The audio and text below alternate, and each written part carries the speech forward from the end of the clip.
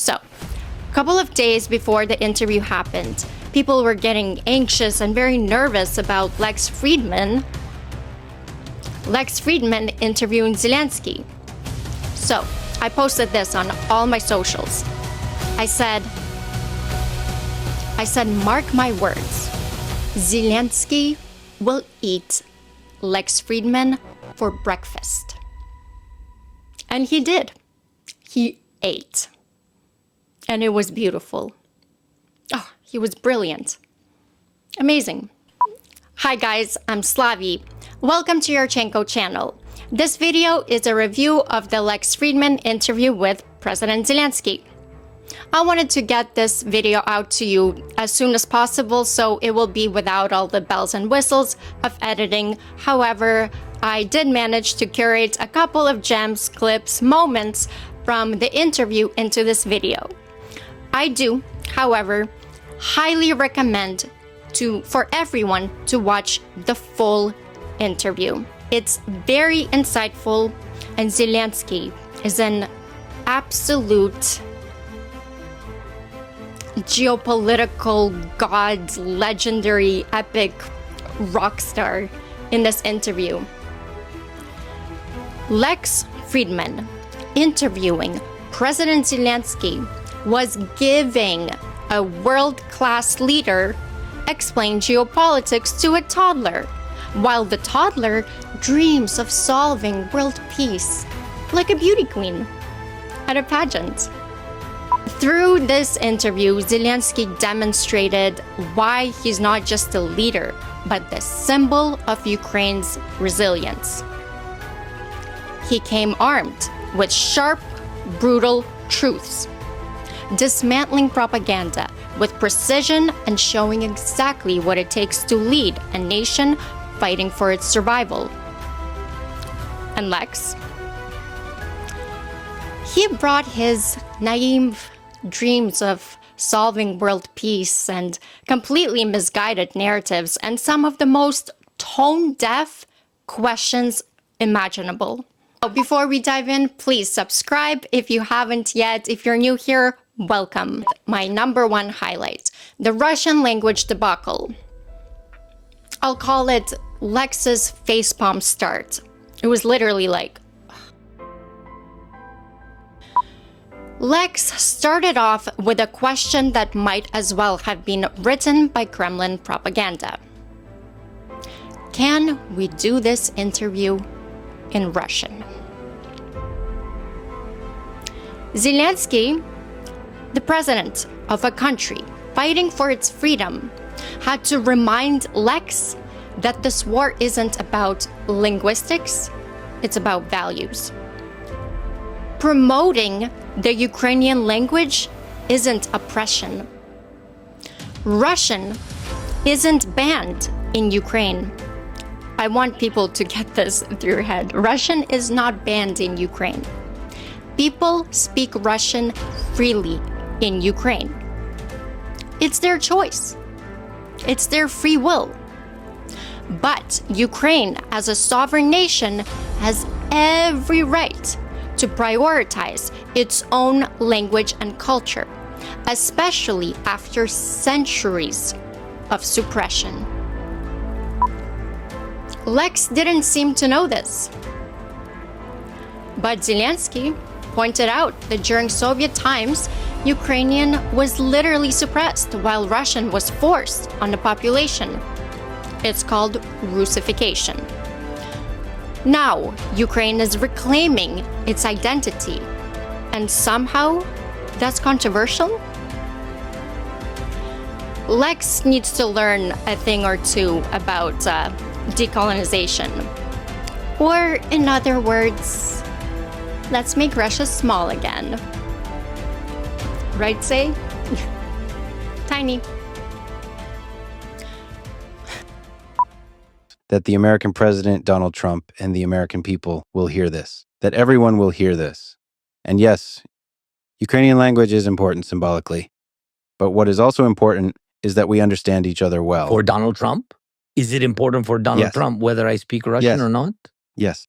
Because unfortunately, and it hurts to admit, but I cannot speak or understand Ukrainian yet. So your wit, dynamism, and your humanity will not come through as well and as quickly. Remember, I need to wait for 2 to 3 seconds to hear it. You have a great sense of humor, great stories. With an interpreter translating, I simply won't see this, but I understand that it's painful. Another reason is that I hoped we could show that even though it is sometimes said that Russian is banned in Ukraine. This is not true. I'm speaking Russian now, right? We have people who speak Russian. This is not true. Really, it's not. It's really not true. We disrespect Russian now because of Russians. That's all. When they were saving Russian speakers, they killed Russian speakers, many people who actually, many of whom are in the East, right? In the East, they lived in the East. They destroyed their houses, destroyed their lives. It's not a rhetorical thing. It's not all talk and blah, blah, blah. I don't have time for blah, blah, blah. Yes, so it's a very, very important and sensitive moment. The message is that we are not one nation. We are not, the same country. We're different countries. Yes, different countries. And I think what is most important is what we're talking about, not how. We're speaking about it. This is what I think. You're a smart guy. So you have a lot of experience in dialogue of this kind. That's why I think you will understand me. Yeah, anyway, I think it is far better for Donald Trump to hear my English, not my Russian. Your English is much better than my Ukrainian. Asking Zelenskyy to do this interview in Russian is literally asking a nation under attack to use the language of its invader, while missiles are being shot at civilians left and right, night and day. It's delusion. And impactful if we speak in Russian. I speak Russian perfectly, of course, and I understand everything you are talking about. However, I can't respond in Russian the entire interview. It's because this is how it is today. I am not making anything up. You can see it all for yourself. You can feel and hear it. Today, there were 73 missile attacks against us, and people were killed. There were over 100 drones today, and this is a daily occurrence. The people who attack us, they speak Russian. They attack people who were only recently told that this was actually in defense of Russian-speaking people. And this is why I respect neither the leader or director of today's Russia, nor the people. That's it. And I don't think that you can just pretend that nothing's happening and give Putin a pass once again for saying that we are one people, that we speak one language, etc. They speak the language of weapons. That is a fact. And we are peaceful people who want to protect themselves and defend their freedom and their human choice. At the beginning of the war, I addressed Russians in Russian. Zero effect. They're mute. They do not listen. They did not listen. Some are afraid. Some have other issues. They have different reasons. It's like when a person is drowning and people walk by because they can't hear them. And someone walks on by crying, afraid to save them. It doesn't change anything for the one drowning. They need someone to help them. This is why I honestly despise these people, as they are deaf. They began the occupation in the supposed defense of the Russian language, and that's why, with all due respect, I would like to give an interview in Ukrainian. This is very important to me.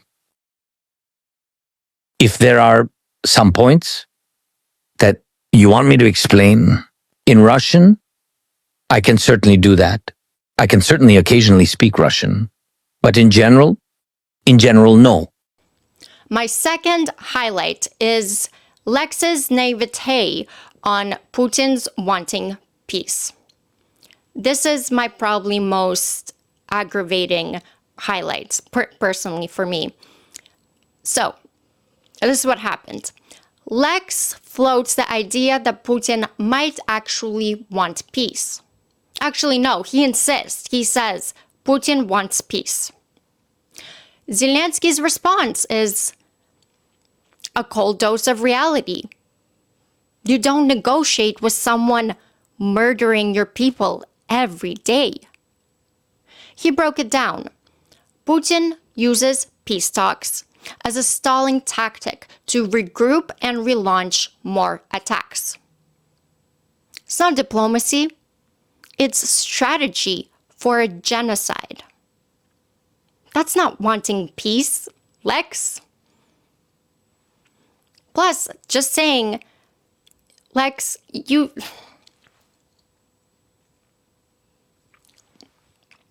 This was Zelensky's example. Look at every ceasefire that Russia has signed. They break them. Every time. Why?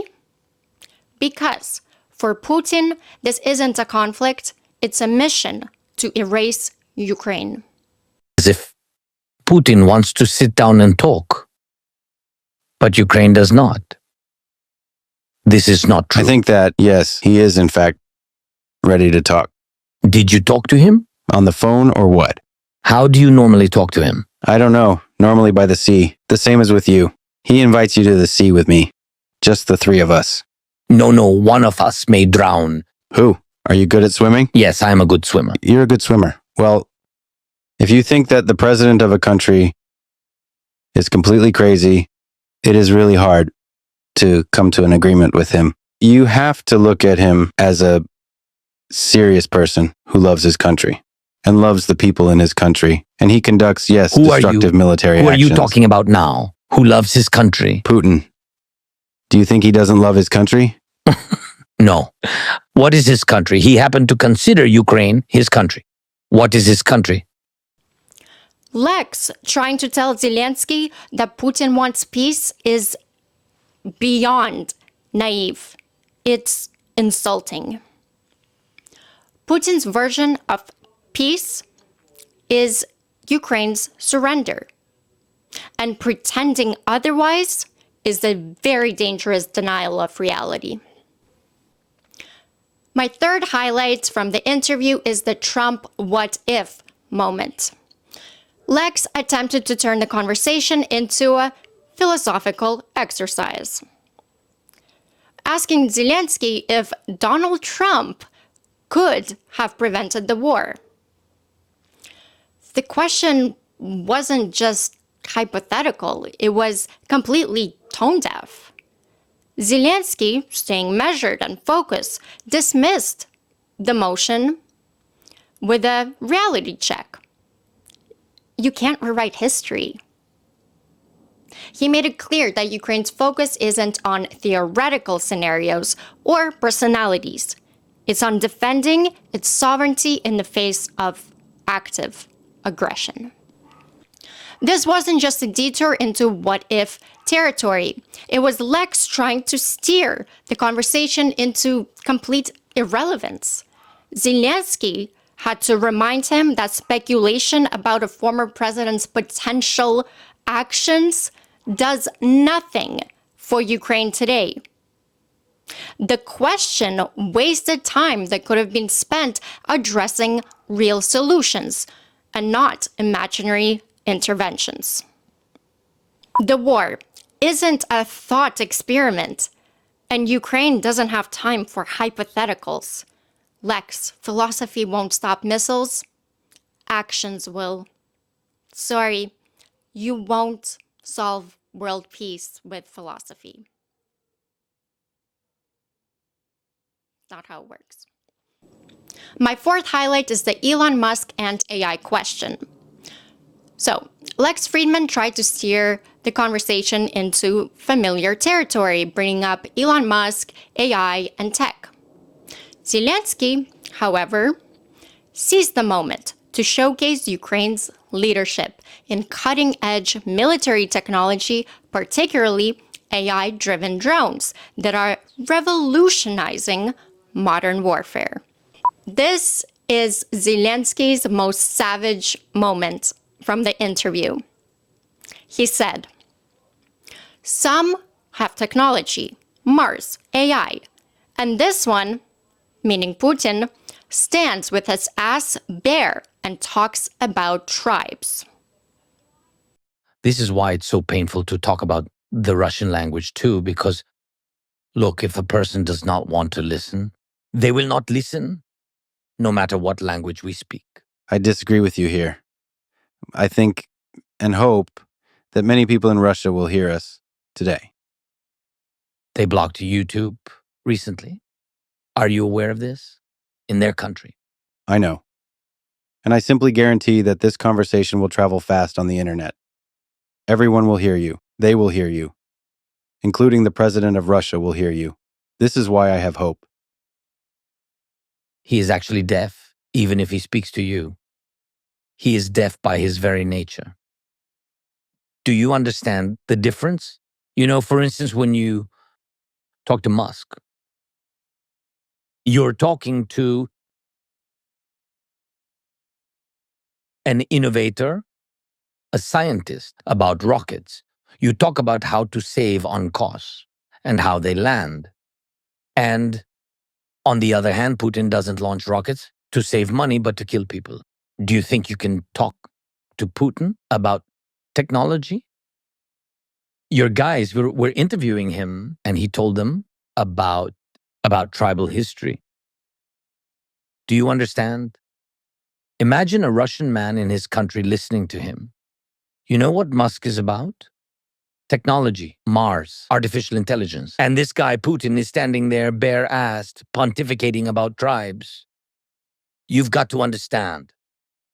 You think that when you do interviews, like Mr. Tucker, who did an interview there, that you're about to make them friends. How could you? What does this have to do with friends? He's different. He is simply different. But it's still necessary. A mammoth stands before you. By the way, I must say that when you said bare-assed, it was not translated.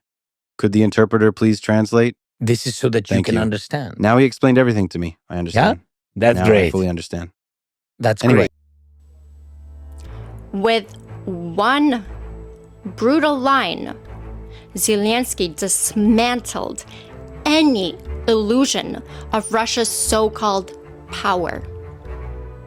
While Ukraine pioneers AI and drone tech to defend its sovereignty, Putin clings to outdated rhetoric and brute force, exposing Russia's regression in a rapidly advancing world. Meaning, Russia is going back into the Stone Age, barbarians, while the world is advancing into the future. While Ukraine leads in AI innovation, Putin is stuck in the Stone Age, armed with propaganda and empty threats. Zelenskyy made it clear, Russia's power is as hollow as its leaders' rhetoric. My fifth highlight is when Lex dove straight into Russian talking points, parroting the narrative that NATO provoked Russia into invading Ukraine. Zelenskyy didn't just shut it down, he completely destroyed it. Russia's aggression started long before NATO expanded. This is about control, not defense. These are some key historical context from Zelenskyy from this interview.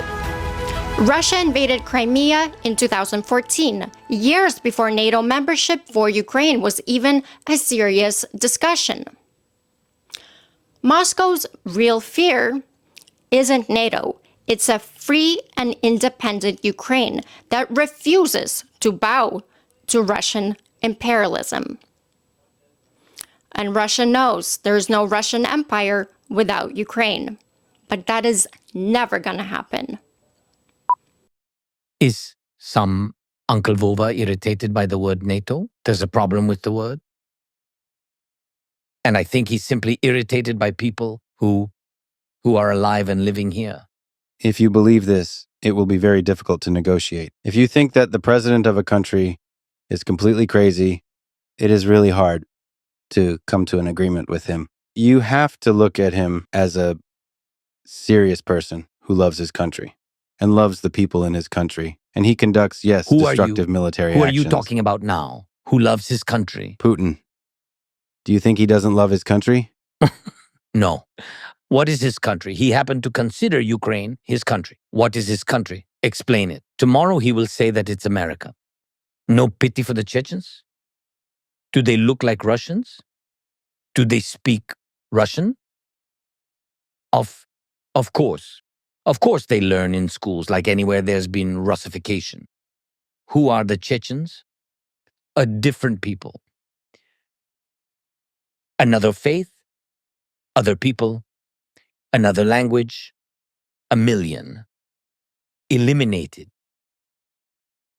And eliminated how? How did he kill them? With love? I know, fuck. By hugging. In Ukrainian, as we say, strangling by hugging. I love you so much. I love you so much that I want to kill you. That's his love. And that's not love. You're mistaken. He does not love his people. He loves his inner circle. It's only a small part of the people. He doesn't love them. Why? I'll explain. You cannot send your people to another land to die, knowing that they will die. Children, my daughter, she is 20 years old. For me, this is a child. She is already an adult, of course. But Lex reciting Kremlin propaganda shows either ignorance or intent. Zelenskyy reminded him and the world that this invasion isn't about NATO. It's about Russia trying to erase Ukraine's sovereignty. Blaming NATO for Putin's invasion is like blaming a lock for a burglar. Russia doesn't need excuses. It just needs targets. Then came the most tone-deaf moment of the interview. Lex, with a straight face,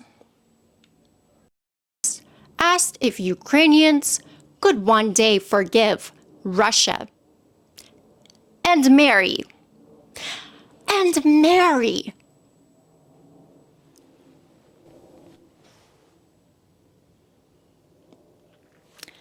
Zelenskyy's reaction said it all.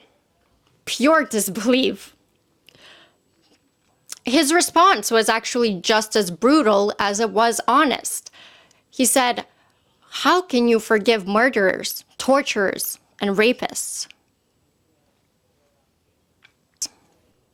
Lex seemed oblivious to the reality of this war. Ukrainians, they're burying loved ones, rebuilding cities, trying to have somewhat of a normal life after being 3 years under missiles and fighting for their existence, asking about forgiveness while these atrocities are going on is not just delusional, it's truly insulting. Let me ask you a question. What do you think? Will there ever be a day when the Ukrainian people forgive the Russian people and both peoples will travel back and forth again and marry each other, rekindle and form friendships? Will there be such a time in the future? I think history has long answered this question. I don't know how it will be for us. It will be in the future. Without a doubt, history has shown this time. And again, after every devastating war, one generation, one country recognizes that it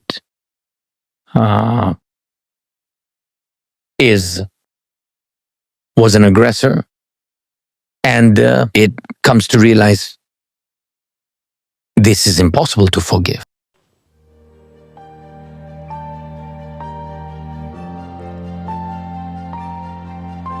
This question wasn't just tone deaf, it was offensive.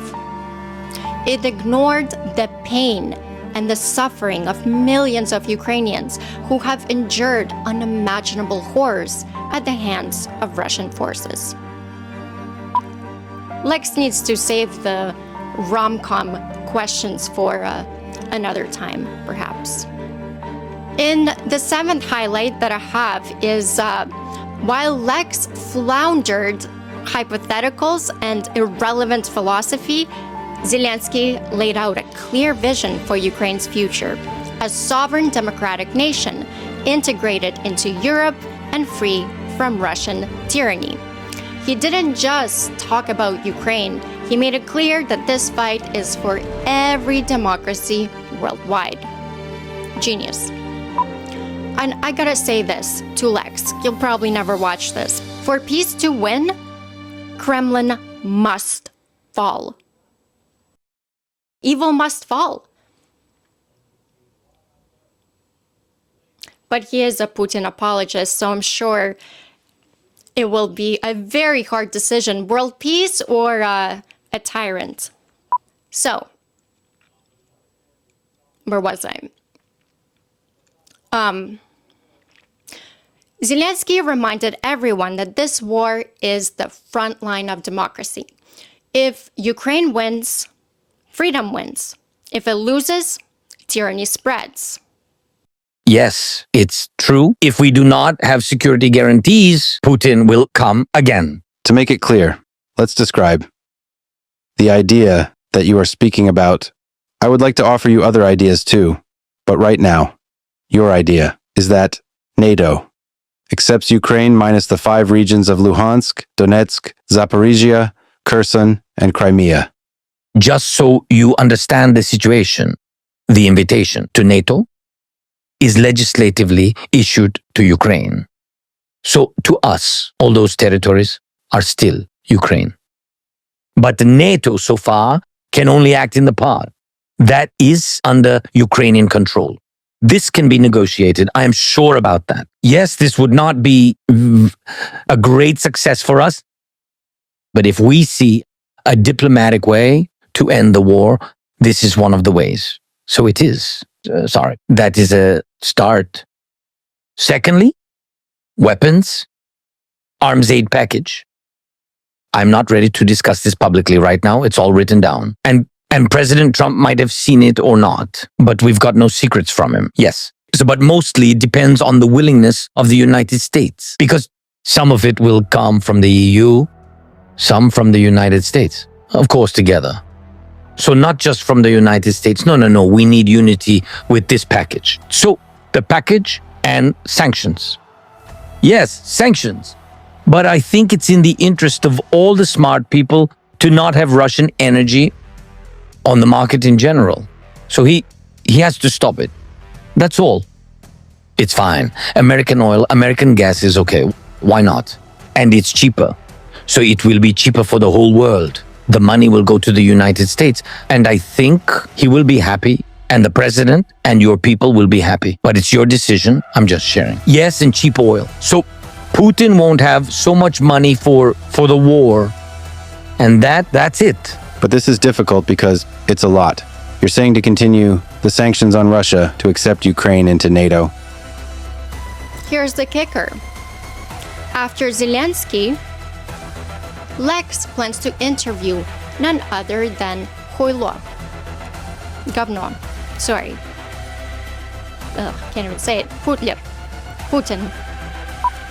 And that much is clear, that Lex Fridman, as I said, is a Putin apologist. Get this. He'll sit down with the leader of a nation, eye to eye, who's fighting genocide, and immediately follows it with the dictator orchestrating it, committing non-stop war crimes.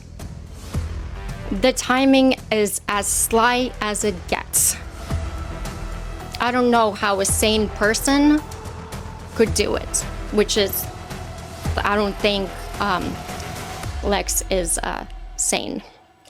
But here's my question to you, my dear viewers. Is Lex Fridman this naive? Genuinely believing he can philosophize away war crimes like some Dostoevsky and try to sympathize with the dark, mysterious Russian soul? Actually, they have no soul. There's no soul. Nothing mysterious about it either. Or do you guys think this is a deliberate attempt to point Russian narratives for the West? Is he missing marbles, or is he earning rubles? By the way, that economy is going down to hell, where it belongs. This interview wasn't just a conversation, it was a reminder why Ukraine needs our support. If you care about the truth, democracy, and freedom, please like this video, comment your thoughts below, and subscribe for more breakdowns of the narratives shaping this war and our future, because whatever happens in Ukraine does not stay in Ukraine. It actually shapes our future.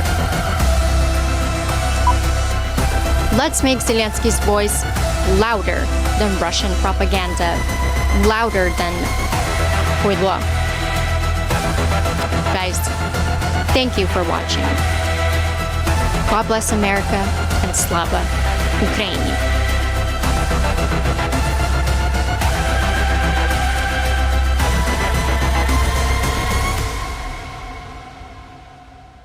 Not just one world peace. Just one world peace. Is this how they wave? This is how they wave. And world peace. I was never a beauty queen, but... And world peace.